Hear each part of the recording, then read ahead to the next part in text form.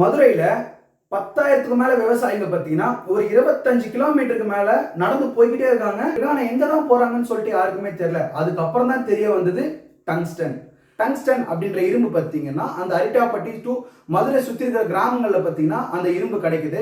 அதை வந்து பார்த்தீங்கன்னா பிரைவேட் கம்பெனி ஒண்ணு ஏலத்துக்கு எடுத்து நாங்க இங்க டங்ஸ்டன் எடுக்க போறோம் அப்படின்னு சொல்லிட்டு வராங்க உள்ள.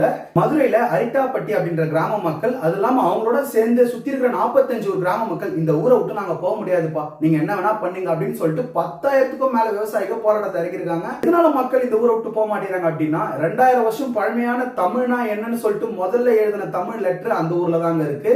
2000 வருஷம் பழமையான குகைகள் முதற்கொண்டு அந்த ஊர்ல தான் இருக்கு. இயேசுநாதர் பிறக்காததுக்கு முன்னாடி பாத்தீங்கன்னா எழுதப்பட்ட கல்வரிகள், கல்வெட்டுகள், பழங்கால மன்னர்கள் கட்டின கோயில் இருந்து எல்லாமே அங்கதான் இருக்கு. இதுல போராட்டத்துல இருந்த மக்கள் பாத்தீங்கன்னா டெய்லி தினசரி கூலி வேலைக்கு போறவங்களும் தினசரி விவசாயம் பண்றவங்க தாங்க. Save Arittapatti, save Madurai. தெரியாதவங்களுக்கு இந்த வீடியோவை ஷேர் பண்ணுங்க.